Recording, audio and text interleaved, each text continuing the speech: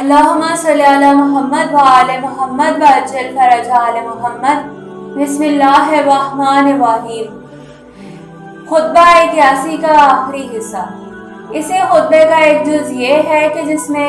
مولا علی علیہ السلام نے انسان کی پیدائش کے متعلق فرمایا۔ مولا نے فرمایا،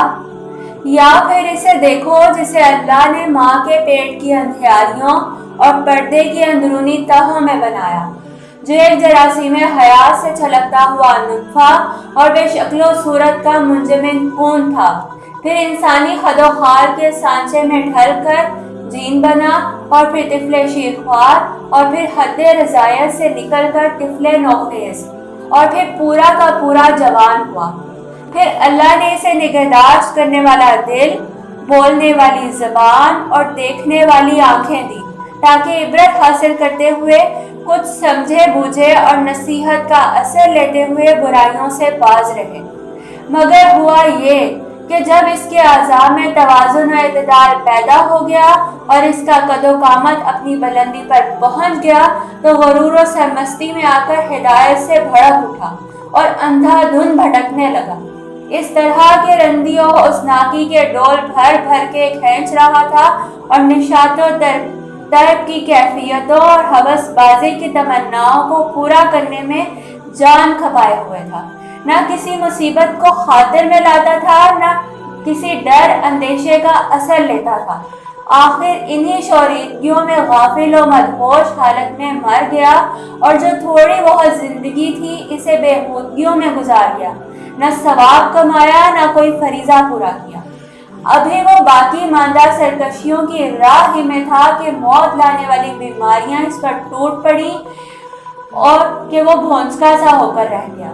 اور اس نے رات اندو و مصیبت کی کلفتوں اور درد و آلام کی سختیوں میں جاگتے ہوئے اس طرح گزار دی کہ وہ حقیقی بھائی، مہربان باپ، بے چینی سے فریاد کرنے والی ماں اور بے قراری سے سینہ کوٹنے والی بہن کے سامنے سکرات کی مدہوشیوں اور سخت بدحواسیوں اور دردناک چیخوں اور سانس اکھڑنے کی بے چینیوں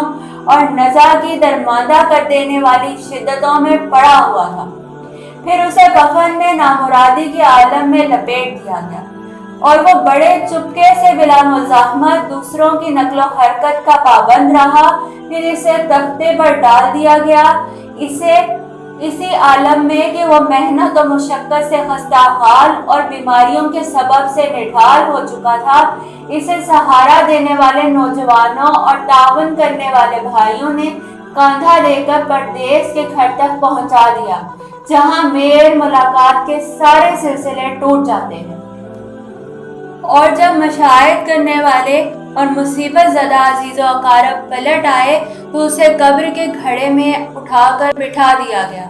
فرشتوں کے سوال و جواب کے واسطے، سوال کی دہشتوں اور امتحان کی ٹھوکریں کھانے کے لیے، اور پھر وہاں کی سب سے بڑی آفت، کھولتے ہوئے پانی کی مہمانی اور جہنم میں داخل ہونا ہے، اور دوزخ کی لپیٹیں اور بھڑکتے ہوئے شعلوں کی تیزیاں ہیں۔ نہ اس میں راحت کے لیے کوئی وقفہ ہے، اور نہ سکون اور راحت کے لیے کچھ دیر کے لیے بچاؤ، نہ روکنے والی کوئی قوت اور نہ اب سکون دینے والی موت، نہ تکلیف کو بھلا دینے کے لیے نیند، بلکہ وہ ہر وقت قسم قسم کی موتوں اور گھڑی گھڑی کے نت نئے عذابوں میں ہوگا۔ ہم اللہ ہی سے پناہ کے خواستگار ہیں۔ اللہ کے بندو، وہ لوگ کہاں ہیں جنہیں عمریں دی گئیں تو وہ نعمتوں سے بہریاب ہوتے رہے، اور انہیں بتایا گیا تو وہ سب کچھ سمجھ گئے، لیکن وقت دیا گیا تو انہوں نے وقت غفلت میں گزار دیا، اور صحیح و سالم رکھے گئے تو اس نعمت کو بھول گئے۔ انہیں لمبی لمبی مہلت دی گئی تھی، اچھی اچھی چیزیں بھی انہیں بخشی گئی تھیں، دردناک عذاب سے انہیں ڈرایا بھی گیا تھا، اور بڑی چیزوں کے ان سے وعدے بھی کیے گئے تھے۔ تو اب تم ہی ورتائے ہلاکت میں ڈالنے والے گناہوں اور اللہ کو ناراض کرنے والی خطاؤں سے بچتے رہو۔ اے چشم و گوش رکھنے والو، اے صحت و ثروت والو، کیا بچاؤ کی کوئی جگہ یا چھٹکارے کی کوئی گنجائش ہے، یا کوئی پناہ گاہ یا ٹھکانہ ہے؟ بھاگ نکلنے کا موقع یا پھر دنیا میں پلٹ آنے کی کوئی صورت ہے؟ اگر نہیں ہے تو پھر کہاں بھٹک رہے ہو اور کدھر کا رخ کیے ہوئے ہو یا کن چیزوں کے فریب میں آ گئے ہو؟ حالانکہ اس لمبی چوڑی زمین میں تم میں سے ہر ایک کا حصہ اپنے قد کے برابر کا ٹکڑا ہی تو ہے کہ جس میں وہ مٹی سے اٹا ہوا رخسار کے بل پڑا ہوگا۔ یہ ابھی غنیمت ہے خدا کے بندو، جبکہ گردن میں پھندا نہیں پڑا ہوا ہے اور روح بھی آزاد ہے۔ ہدایت حاصل کرنے کی فرصت اور جسموں کی راحت اور مجلسوں کے اشعار، زندگی کی بقایا مہلت اور از سر نو اختیار سے کام لینے کے مواقع اور توبہ کی گنجائش اور اطمینان کی حالت میں، قبل اس کے کہ تنگی اور ضیق میں پڑ جائے اور خوف و اضمحلال اس پر چھا جائے، اور قبل اس کے کہ موت آ جائے اور قادر و غالب کی گرفت اسے جکڑ لے۔ سید رضی فرماتے ہیں کہ وارد ہوا ہے کہ جب امام علی علیہ السلام مسجد کوفہ میں یہ خطبہ ارشاد فرما رہے تھے تو لوگوں کے بدن لرزنے لگے، رونگٹے کھڑے ہو گئے، آنکھوں سے آنسو بہہ نکلے اور دل کانپ اٹھے۔ بعض لوگ اس خطبہ کو خطبہ غرا کے نام سے یاد کرتے ہیں۔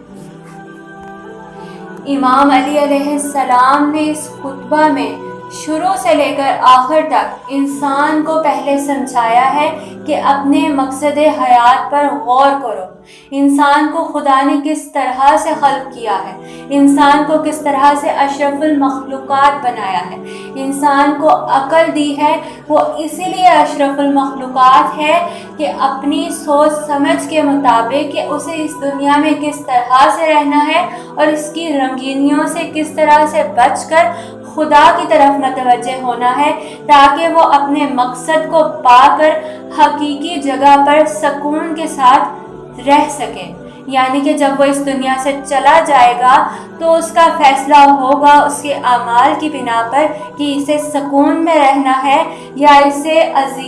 ہمیشہ کی اذیت میں رہنا ہے۔ مولا نے آخری حصے میں اس طرح سے فرمایا کہ اپنے وقت کو، اپنے اوقات کو، اپنی زندگی کو، اپنی صحت کو غنیمت جانو۔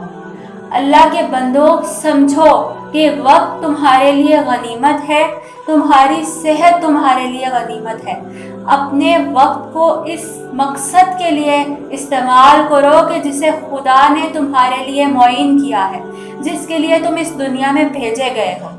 اور اگر اسے حاصل نہ کیا تو جس طرح سے بیان ہوا ہے کہ وہ آخر کار جہنم کا ایندھن بنے گا، کیونکہ قرآن میں بھی ارشاد ہے